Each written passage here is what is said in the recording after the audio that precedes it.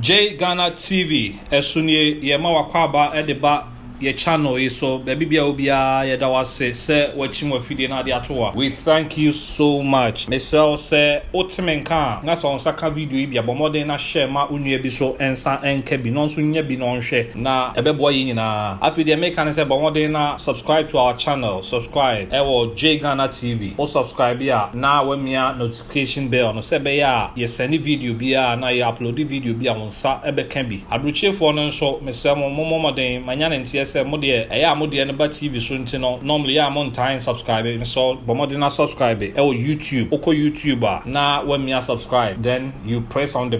bell as well. And then enkomotwetwe a ye de bremo no ye nyina ye nya so na ye nkotie eye sofo Eric Akwesi Antwi any another pastor yensa aka no bomode na tie bi na enema pai wo mu no oso afa na de etu hofo ye damase ye nkotie mra yo adafo enne da mo somfo amatena se ye prophet Eric Akwesi Antwi dodo anim se sunsun moja na me kasa wo J Ghana TV so ya be se ya sumu osumpa na yema mu hu yamapa na nanso ya to sunsun sam so a ya duadua ma hwehwe mu atwe ye nua sofo bi aba efidue mu ha se okita sunsun sam ti ye betoto na no na wakire bibi wakire ne onim na amabo wiase edisabre sofo Amedifo akwaba Amedifo mejoso sofo am nesie ni de Reverend Felix Mawuku na sofo ahade boko Amedifo na enumere die bia nso die enumere yomwa enye ni boni mwenye papa mo se de be ya ewiase ni oman nso banya fa hodie emi se metati opi awo ye channel iso na mehwese ni sunsumu nyankopɔ ma wani biri tumi a ode kasa no na kyese ewiase ne hia wodie oman ne hia fa hodie ehia sunsumu nsɛm bi a ebetumi aboa ma nneɛma yɛ de akɔso enti na man da bia wo nso otu nta frɛ me no me so man twitwa me na yase a pesa me bana kakra Awurade di adom yɛ no ene tumi ni ahode Awurade di adom yɛ no ede tambo tina eja nyame tumi ni nyame ahode ayɛ kɛse na mo ayɛ nyame mbadia yo ene mo akwaba biem ene sofo na wo kan bi se stroke ati obi a eno ne sunsun sama ewo ho ene sei aye pese tiefo etie ne ahwefo a ahwe J Ghana TV enso enyemu nkurahye enemu gidie se so mo frɛ o mo hwe J Ghana TV a o menya nyamapa ebi ni sunsun sam ebi ni abrabo kanko ebi ni tumi ene sunsun sam so da se enti ma yakɔ yenti ta break no ma yakɔ Amedifo nyame nhira sunsum yare bi a yade bi a yemfa ye ni hunu na so eye adwuma pa wiase ne ye wo mu no ye wo sum ni han ye wo wiase bi ye fa ni sunsum wiase ye wo obo ade ene ye wo abode sunsum fam no onyankopɔn nyansam no oboni pa se nipa menya fa hode ni debe wagye na so santi ya benya wiase ni mienu sunsum mienu operating tinu sum ni han no twaka bi ye de edam ntem ka obi ye de edam ntem na sunsum yade bi emfre Awurade efri ahohum a wo ye dwuma sunsum wiase na yade no ba ko ye yade bi a eye stroke eye very stubborn sickness dangerous se obi di stroke tu so a okun kra ka faso ye de awo so stroke ye yade bi e ba wa bra so no matter how great mighty you are I was so deforming ye was stroke no mamu mienu broni be ka say mass stroke the funny patrimu no na mani pa jojo prago baba timi ejira within a seconds na wa shock so for me ba so bi am kakra na wo keke na kyese stroke no enye ni nyina na ye physical na ni nyina ye physical na ni nyina ye spiritual na me dey for stroke se me catch us a physical side wo mu a ayegitu wa bi physical side no ma me ntaka ho kakra bi ansa na ma basunsun fam no the greatest part ni asunsun fam physical side ni yare bi a se wan kasa wote ho na unhwe wabom yie na wadidie ni ye basa ade bi a ye asrade bi na wudi wotumi any exercise bebo se na mafura ai kakra kai ni kura de afru de adu ba bi a fat srade ho afru nya de fat srade na afru suntumi mastro sa fat no ewo ho a ewo ba bi a ye etenetere onipadie ni mu a atumi breaking the down based on said you what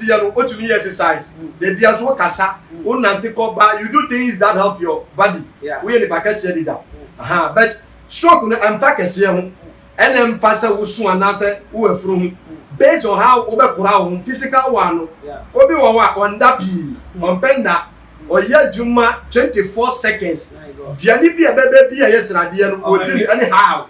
enam bebre you know ade bebre ne life na koye fried rice chicken abotais your friend is las palmas ade di oil brain ni pedua also yes is fat no digestive and I say enane no wonye it is any pan o wi asa kwotena office no kwotena air condition mu 24 seconds oya jumoba no abede wede kitwe do asa sorry it in other way no on the system no na niam wo di a wonya daje enyi bie no na a blocking the veins no stroke ya de bia fata a season nipa veins ni inside am moja ni de flow it is a fiasie season your veins no na se moja ni tumi flow e makoma no nya fluent move e tumi pompi e ma niam de esisisu eti ebeduru ba bi no wonam ka no stroke e friend ananse e de achi so fu ma oku ma me da se na watimi a check ho na me de me ba se ye hwe sunsumu de no ne ma sunsumu no stroke no wo ho na timi a chew no na wa kire nyama me ni se eye sum ene han e na operate na se sum no chewa ebetima ma ba ya cha akoda wo da stroke no eye aduma enti ha na me pese ye hwe na yetuma atiefo ne ahwefo ahwe de Ghana TV no omunya impact bi e wo mu enti ma ha no me hia me pa nyame bifo me ji sunsum ne amadi to the extent say sunsum djuma no Bible say de onyame ada na di a kire ne ma ne ye ne madia de wode hinta ne ye den eye ne dia enti sunsum fa no the other day Bible so nyakopo bi sa Jeremiah say asoyarefo bi ni Israel asase so anase Gilad asase so a obetumi aye nku biasa ngrofo bi debe yade ya na ampa yakopon edifo ni yakopon ko ede ebo ho a wo se sunsum yade ne ma na etu nipa no yatumi sane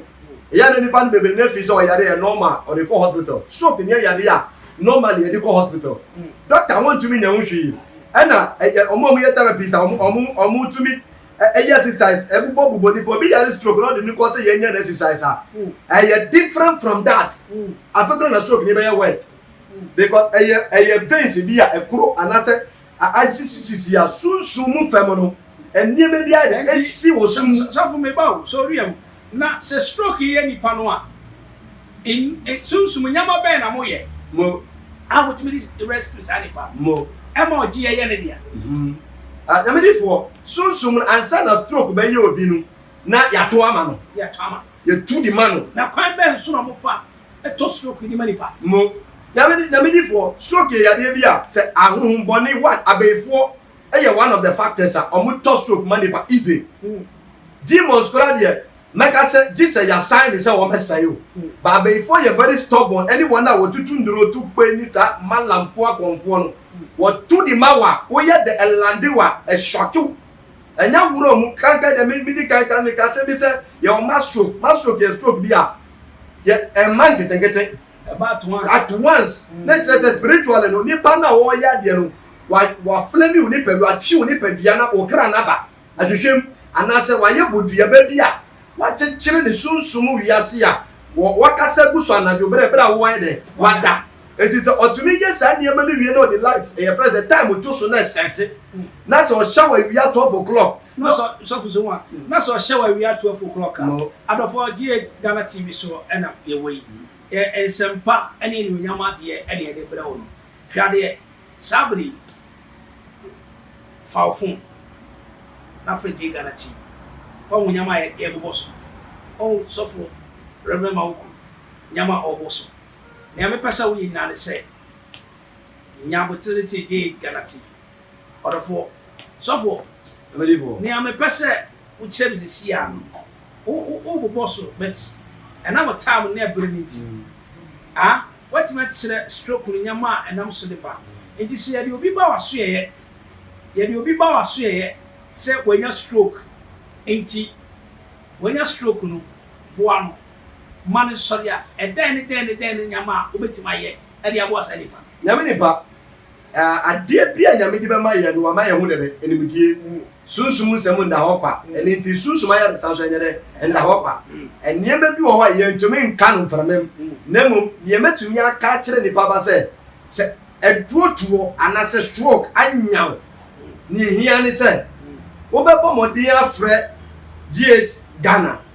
na watwehwɛ yɛ number ɛkyerɛ kwan na watwehwɛ baabi a yɛwɔ nneɛma bi wɔ hɔ a yɛdi kan de gu fam ɛhwɛ ne ɛde yareɛ na yɛde aba na yɛde akyire sunsum wiase yɛasane adeɛ na sɛ yɛde adeɛ aka yɛde ka wo wie a prɛko pɛ sunsum na ɔde ade korɔ no aba na ɛwɔ sɛ ɔfiri mu ma ayaresa ne fi ase sɛ yɛde ɛyɛ operate enti ne yɛde bɛka o physical ma yɛde na take you over no instant nyankopɔn tumi bɛma ahoɔden ayɛ ayɛ adwuma yo sɔfo wobɛsɛ obodi mu ɔman Ghana yo ɔdɔfo baabi a wohwɛ J Ghana TV a yɛwɔ nyama pa yɛkyerɛ nipa ɛyɛ susumsɛm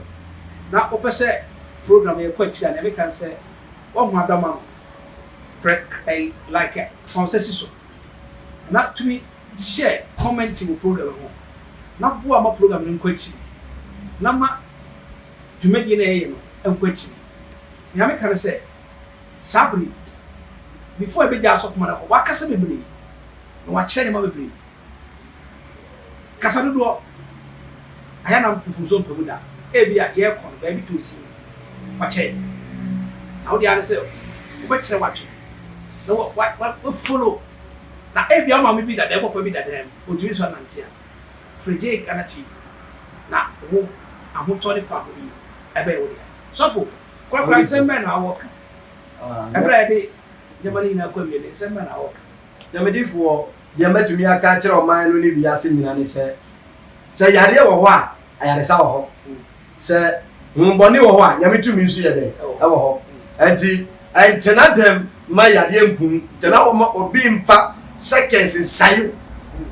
ɛberɛ abrabɔ pɛpɛ bi yɛ dɛ ɛda wei ne ba ɛberɛ bi a meka sɛ adwene no anyɛ adwuma a honam yɛ dɛ ɛberɛ enti in the realms of the spirit wosi wo ti wiase wonyi bibi nni a saa nso na ɔbɛtumi asa asɛe enti gyidie ho hia sɛ wo yade agidi sɛ obi wɔ bɛtumi yɛ dɛ nyame bɛfa ne so asa wo yade yo medase Ghana man abrochima mu ɛm sɛ ha ɛna ni dwuma de bɛsi na ebi a wo a wotom bibi wo a pɛso yɛ bɔ wade yɛ bude ma wo bɛsɛ sɛ follow yɛ na frɛ na tutu amɔ na bra bɛ mo direction na so obi a J Ghana TV ɛwɔ na yɛ aboa wo mo odwedie no so apija ama na yɛ kɛse yɛrase sɛ wonya apere na wonya adagere ɛhwɛ medase